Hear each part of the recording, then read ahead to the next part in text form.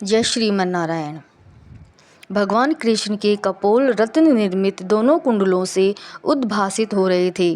तटी भाग में अमूल्य रत्नों के सार भाग से बनी हुई करधनी की मधुर झनकार हो रही थी, जिससे उनकी शोभा और बढ़ गई थी। उनके एक हाथ में मुरली सुशोभित थी।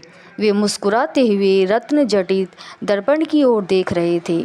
7 गोप पार्षद श्वेत चंवरों द्वारा उनकी सेवा कर रहे थे। उनका शरीर नव यौवन की उमंग से संपन्न था। नेत्र शरतकालीन कमल के से सुंदर दिख रहे थे। मुख शरद पूर्णिमा के चंद्रमा की निंदा कर रहा था।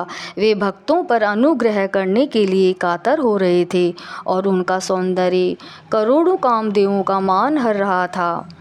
उनका मस्तक नारियों द्वारा दिए गए पुष्पमय मुकुट से उद्दीप्त हो रहा था।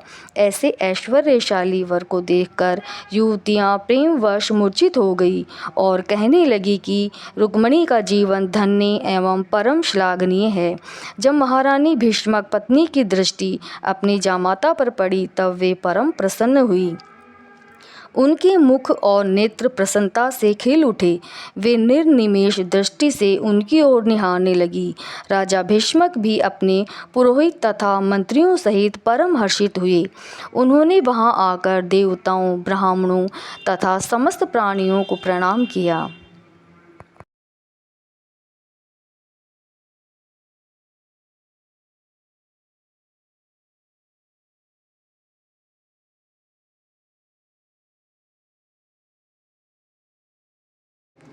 इसी प्रकार राजा भीष्मक ने भी पुरोहितों के साथ वेद मंत्रोच्चारण पूर्वक सारे वैवाहिक मंगल कार्य संपन्न किए। हर्षमग्न हो भट्टों, ब्राह्मणों और भिक्षुकों को भी मणि, रत्न, धन, मोती, माणिक्य, हीरे, भोजन सामग्री, वस्त्र और अनुपम उपहार दिए। बाजा बजवाया, मंगल कार्य कराया और रानियों तथा मुनि पत्नियों द्वारा यथोचित विधि विधान के साथ रुक्मिणी को मनोहर सुंदर साज सज्जा से विभूषित किया गया। तदनंतर जब परमोदय महेंद्र नामक शुभ मुहूर्त, जो लग्नाधिपति से संयुक्त शुद्ध शुभ ग्रहों से दृष्ट तथा असद ग्रहों की दृष्टि से रहित था, ऐसा विवाहोचित लग्न आया जिसमें नक्षत्र और शुभ थे, चंद्र बल और तारा बल विशुद्ध था तथा श्लाका आदि वेद दोष नहीं था।